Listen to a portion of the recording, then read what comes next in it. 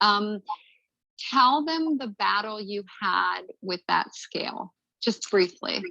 Well, the battle that I had was imposed on me. And so that's the one part of it that's really, really important. Because whether it's a coach that's saying you should lose weight, or whether it's a spouse, or whether it's a significant other or a parent who's saying, well, you should lose 10 pounds. Well, that's an extrinsic, not an intrinsic. It's not me wanting to, it's them telling me. So that right there puts up this, well, what's wrong with me? Why do I have to do that? So that starts to play with the whole mind and the mental game. I went to for physical once a year for my sports physicals. My doctor always told me that I was a great weight, and I never got on a scale. If my parents owned a scale, it was probably hidden in the back of a closet because we never saw it. It wasn't something that sat out in our house. My mother didn't talk about her weight or any of those things. So I was given, and it was literally 6 pounds that I was supposed to lose. It wasn't like it was a lot of weight, but I was very muscular. Muscle weighs more than fat. They weren't looking at body composition. They weren't looking at any of those things. It was a number on a scale. And it was a 2-year battle. And that battle became bigger because the coach just couldn't seem to understand why I wasn't able to reach this goal. And I was a goal setter. I went to state 4 years in a row in track. I mean, I had reached some very high athletic goals, but here was a goal I couldn't reach, and it became all consuming because I felt like a failure. I felt like I couldn't meet expectation, and I didn't have my support system. My mother and my family had always been my support system. I was in college.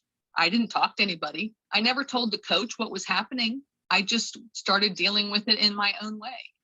And then 2 years into it, I'd lost, I don't know, 3 or 4, but I had to, you had to earn your practice shirt. And so until you got to that weight, you didn't get your practice shirt.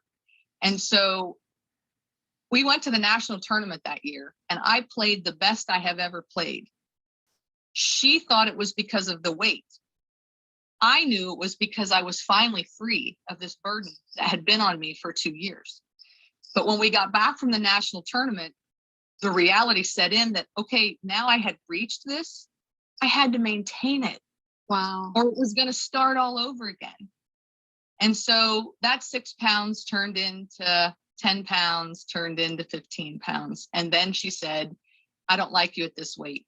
I want you to gain and go back to where I had told you I wanted you to be. By that point, I was binging on whole packages of I'd starve myself. So then I would be so hungry that I would eat a whole package of Little Debbie's brownies. And then I would take laxatives, and it was just this huge thing. So then I did my internship, and I was better. I was a lot better because it was a different kind of pressure, and I was meeting those expectations. And so that kind of went away. And then I got into I was practicing as a clinical dietitian, and I was practicing what I preached, and I was being very, clean eating and all of these keywords that are really, those words tend to be a hide and cover up some disorder, Yeah.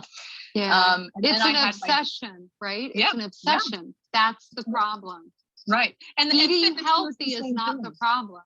It's when it becomes an obsession, right? And that's where the whole culture change is. It's a change from a diet mentality to a wellness mentality that says, if I'm going to run injured because I have to get this workout in because I will feel less than if I don't do it.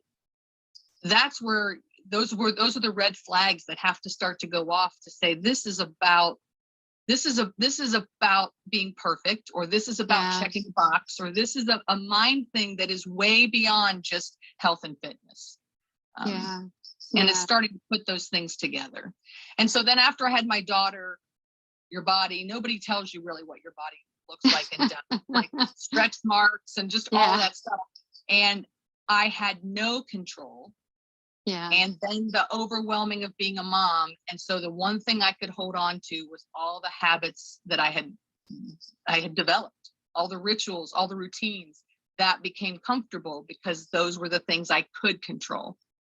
And so finally, I think she was about a year and a half old, and I was at a women's group, and I realized, you know, we were talking about our identity, and that our identity is in Christ.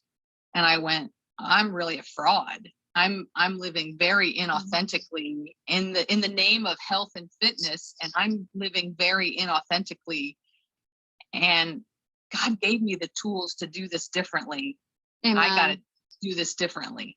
And so that's what I did. And it is a mind shift, and it is breaking bonds, and it is breaking free of these chains that bind us to lies.